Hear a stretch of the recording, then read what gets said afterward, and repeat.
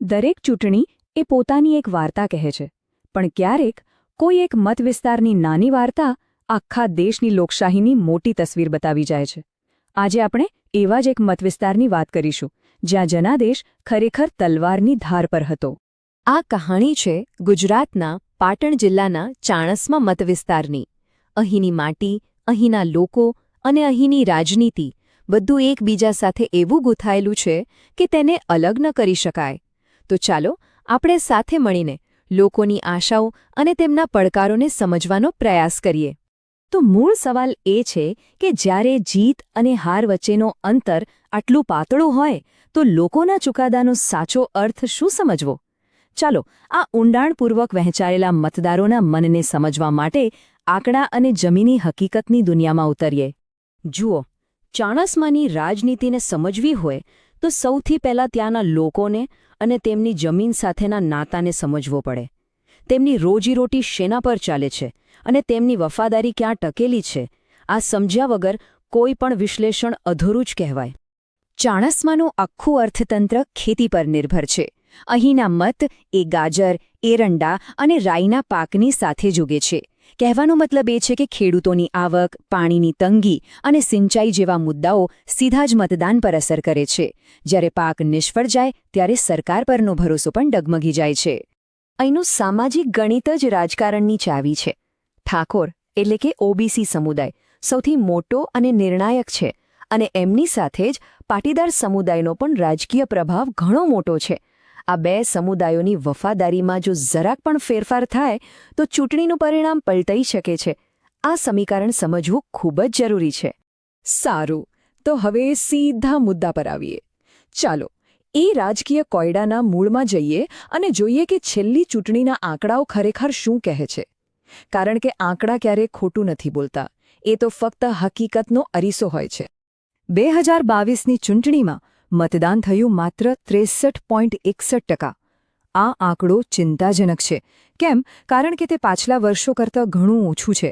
તો સવાલ એ થાય કે આ મતદારોની ઉદાસીનતા છે કે પછી સિસ્ટમ પ્રત્યેની કોઈ ઊંડી નારાજગી? હવે આ જુઓ, જીતનાર કોંગ્રેસના ઉમેદવાર અને હારનાર ભાજપના ઉમેદવાર વચ્ચે વોટ શેરમાં ફરક કેટલો હતો? 1% કરતાં પણ ઓછો. આ બતાવે છે કે મતવિસ્તાર બરાબર વચ્ચેથી તીવ્રપણે વહેંચાયેલો હતો.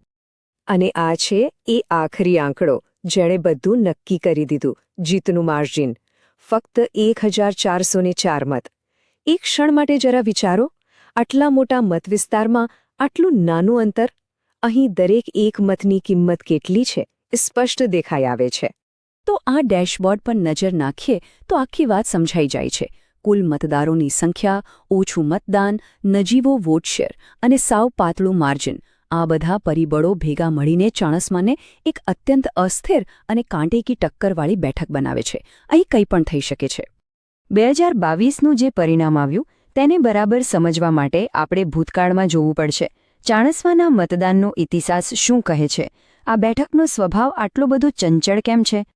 આ ટાઈમલાઈન આખી વાર્તા કહી દે છે. છેલ્લા 20 વર્ષમાં આ બેઠક સતત કોંગ્રેસ અને ભાજપ વચ્ચે ઝોલા ખાતી રહી છે. આ એક ક્લાસિક સ્વિંગ સીટ છે. અહીંના મતદારો કોઈ એક પક્ષ સાથે બંધાયેલા નથી.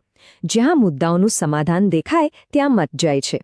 2017 અને 2022ની સરખામણી ખરેખર રસપ્રદ છે. 2017માં હાર્યા પછી કોંગ્રેસે 2022માં જબરદસ્ત વાપસી કરી. એમનું વોટ શેર લગભગ 10% વધીને 46.4% પર પહોંચી ગયો. આટલો મોટો ઉછાળો એ વાતનો સંકેત છે કે મતદારોની પસંદગીમાં કોઈ મોટો બદલાવ આવ્યો છે, જેને સમજવું જરૂરી છે. અને આપણે ફરીથી એ જ ઘટતા મતદાનના મુદ્દા પર પાછા આવીએ છીએ.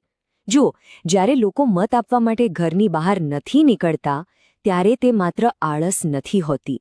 એ ક્યાંક ને ક્યાંક સિસ્ટમ પરથી વિશ્વાસ ઓછો થવાનો સંકેત છે. અને આ ખરેખર ચિંતાની વાત છે, કારણ કે આપણું બંધારણ દરેક નાગરિકને ગરિમા સાથે પોતાનો અવાજ ઉઠાવવાનો અધિકાર આપે છે. જ્યારે એ અવાજ શાંત થઈ જાય ત્યારે લોકશાહીનો પાયો નબળો પડે છે. સારું, તો અત્યાર સુધી આપણે સમસ્યાનું નિદાન કર્યું. હવે ચાલો એ જોઈએ કે આ બધા ડેટાનો ઉપયોગ કરીને શાસનને સુધારવા અને મતદારો સાથે ફરીથી જોડાવા માટે એક નક્કર બ્લુપ્રિન્ટ કેવી રીતે બનાવી શકાય. તો મૂળ વાત આ છે, મતદારોની સૌથી મોટી ફરિયાદો કઈ છે? આ હીટ મેપ સ્પષ્ટ બતાવે છે. પહેલું બેરોજગારી, બીજું ખેતી અને સિંચાઈની સમસ્યાઓ અને ત્રીજું મોંઘવારી. આ એ મુદ્દાઓ છે જે લોકોના રોજિંદા જીવનને સ્પર્શે છે. કોઈપણ સફળ રણનીતિએ આ મૂળભૂત સમસ્યાઓનો સીધો ઉકેલ આપવો જ પડશે. રાજકીય લડાઈ ફક્ત મુદ્દાઓ પર નથી લડાતી, એ સંગઠનની તાકાત પર પણ લડાય છે. ચાણસ્મામાં એક તરફ ભાજપ પાસે બૂથ સ્તર સુધીનું મજબૂત નેટવર્ક છે, તો બીજી તરફ કોંગ્રેસની તાકાત એમના ઉમેદવારનો લોકો સાથેનો સીધો અને ગ્રાસરૂટ સંપર્ક છે. બંને પક્ષોની પોતાની તાકાત અને નબળાઈઓ છે. તો આ વિશ્લેષણને જમીન પર કેવી રીતે ઉતારવો? આ એક 90 દિવસની રણનીતિનું ઉદાહરણ છે. એના 4 સરળ પગલાં છે. પહેલાં, પાયો મજબૂત કરો. બીજું, લોકોને સક્રિય કરો. ત્રીજું, લોકો સુધી પહોંચવાની ગતિ વધારો. અને છેલ્લે, મતદાનના દિવસે લોકોને બૂથ સુધી પહોંચાડવા માટે પ્રોત્સાહિત કરો. આ એકદમ વ્યવહારુ રોડમેપ છે. આજના જમાનામાં જમીની પ્રચારની સાથે સાથે ડિજિટલ પહોંચ પણ એટલી જ જરૂરી છે. વોટ્સએપ ગ્રુપ્સ, ઇન્સ્ટાગ્રામ રીલ્સ અને સાચી માહિતી દ્વારા મતદારો સુધી સીધા તેમના ફોન પર પહોંચી શકાય છે.